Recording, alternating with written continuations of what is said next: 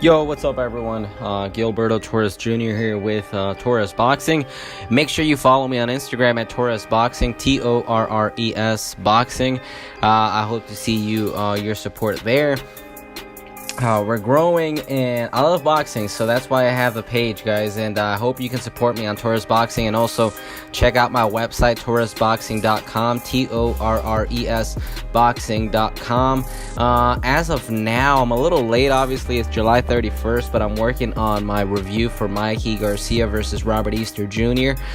In the lightweight unification fight that we saw just this past Saturday. So, go ahead and check me out on there, and obviously by now you'll see that post, which I'm working on as we speak. But I do want to talk a little bit about, before it gets too late, I want to talk about Garcia's performance against Robert Easter. And if you guys hear clicking and all that, it's because I am working on some things for the website. So yeah, guys, Mikey Garcia versus Robert Easter Jr. in a lightweight unification fight.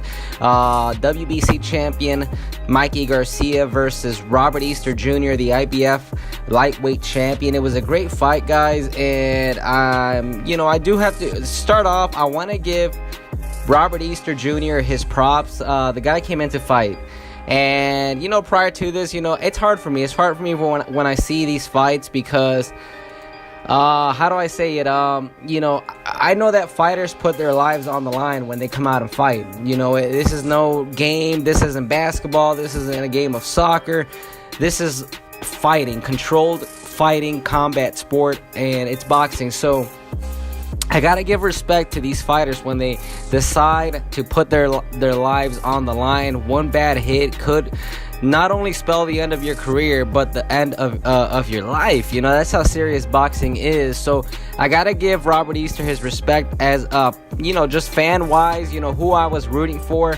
Robert Easter wasn't my guy. Mikey Garcia, I'm behind him, team Mikey Garcia.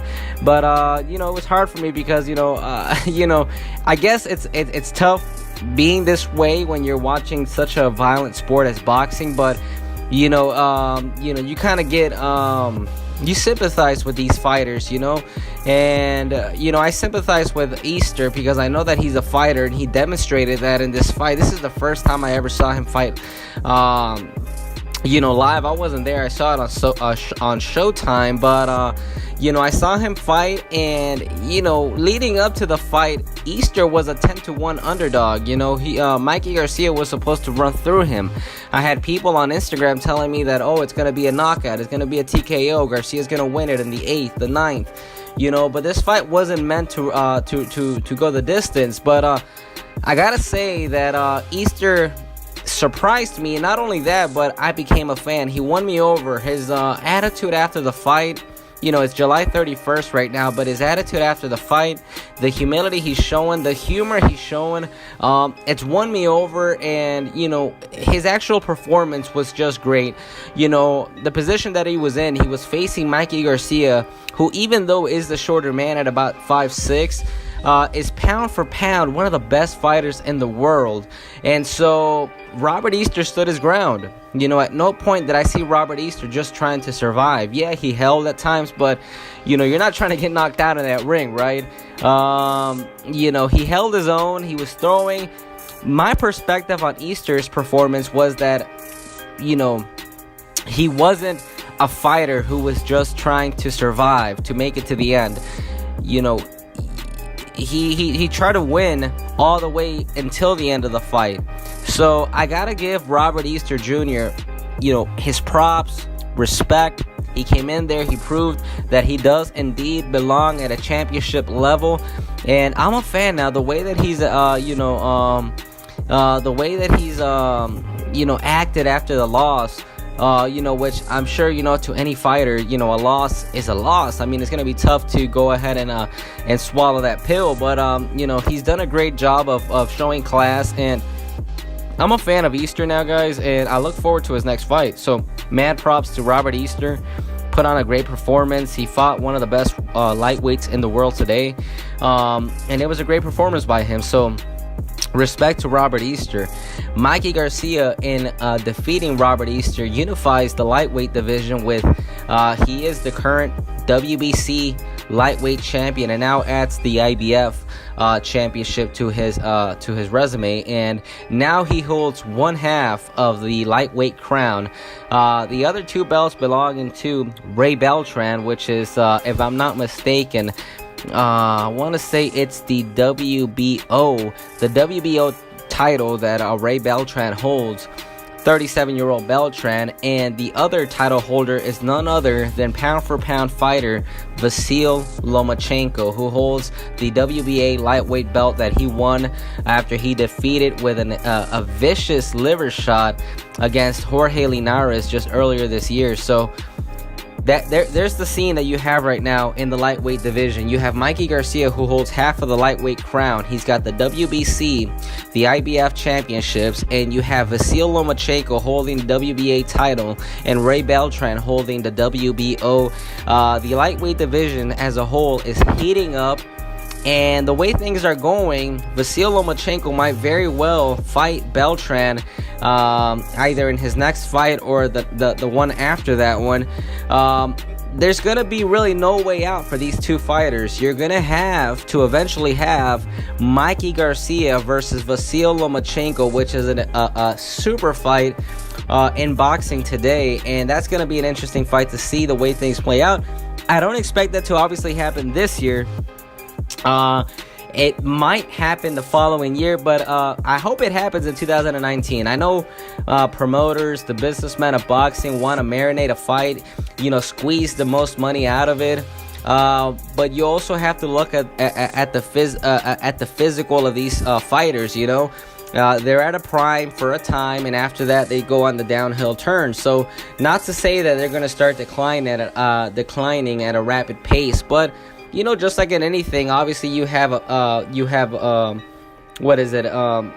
you're going up, you're escalating, you're peaking, which is where I feel Lomachenko and Garcia are at. They're peaking, and then you have a decline, which is just natural, right? So I hope this fight happens when both fighters are at their peaks. I hope it happens next year.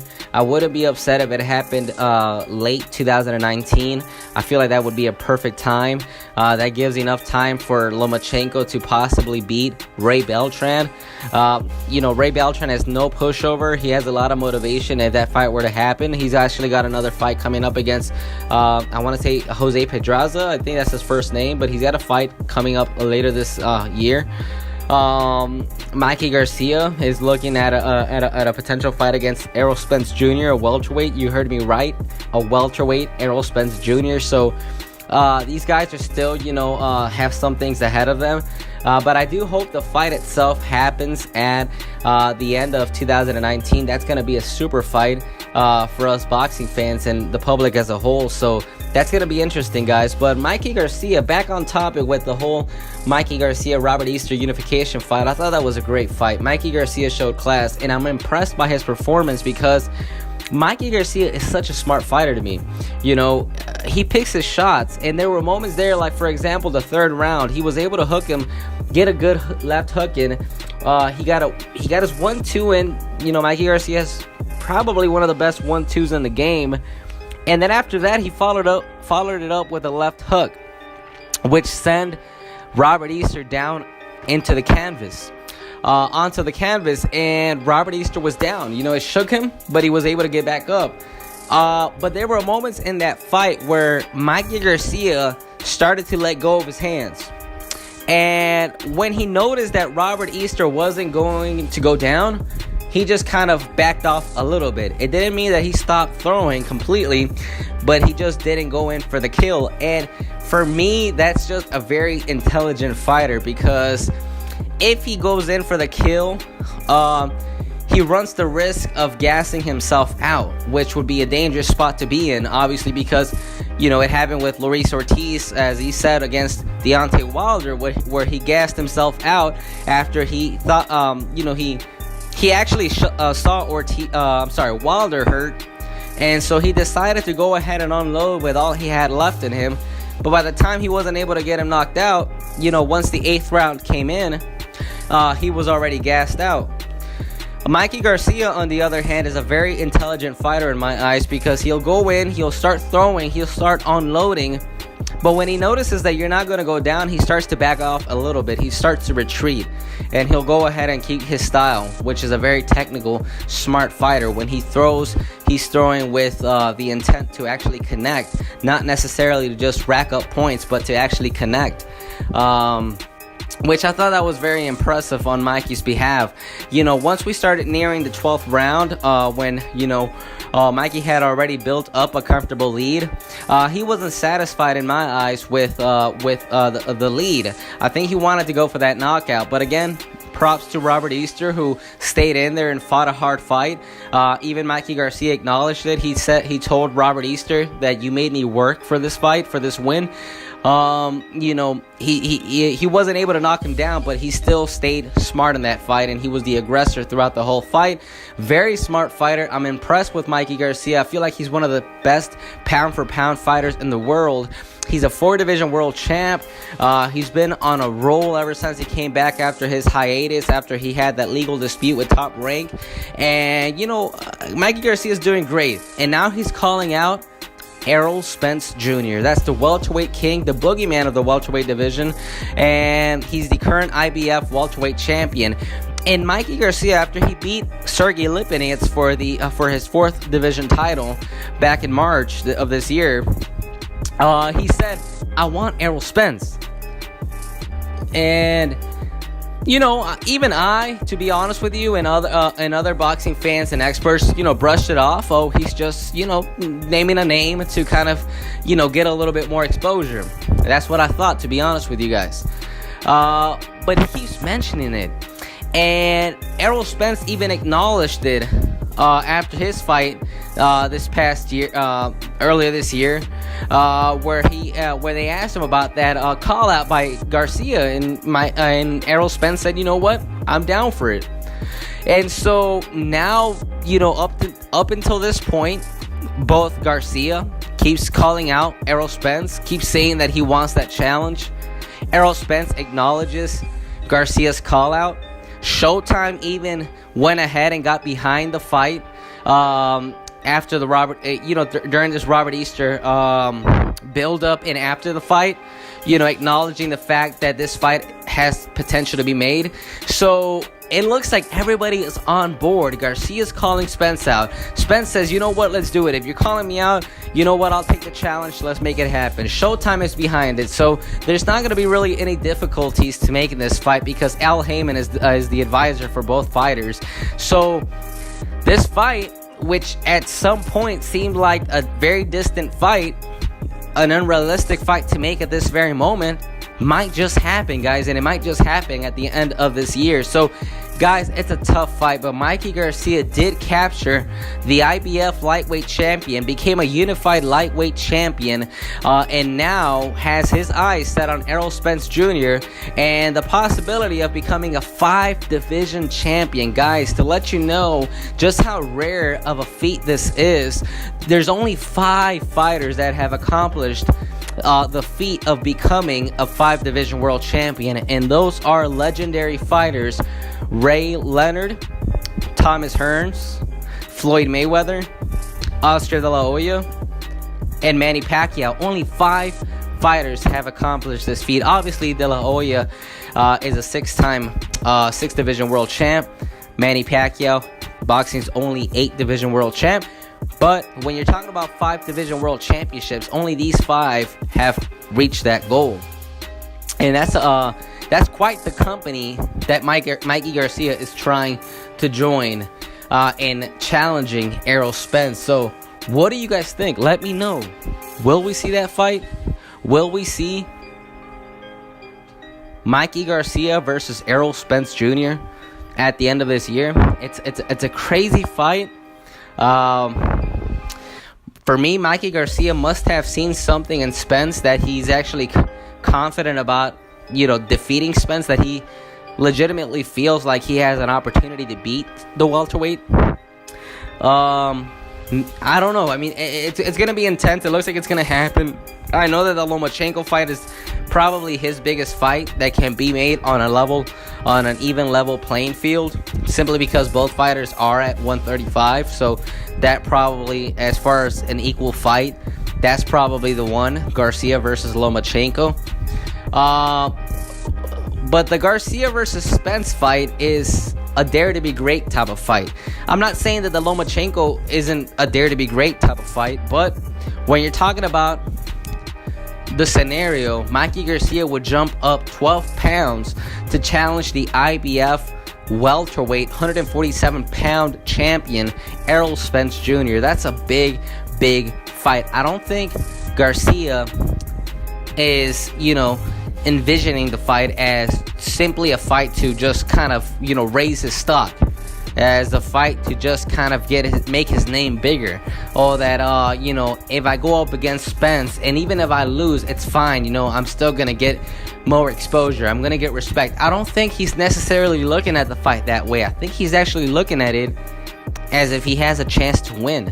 And I think Mikey, I have to admire Garcia for his ambition, because I actually think, I believe that he wants to be great, and beating Spence would make him a great. So I'm excited about that fight. Do I think he could win it? I think he can, but it's going to be an uphill battle because the odds are stacked against him. You have a legitimate 147-pounder in Errol Spence Jr., who could very easily probably make 154 pounds. I'm thinking about his trainer, but Mikey Garcia, 135.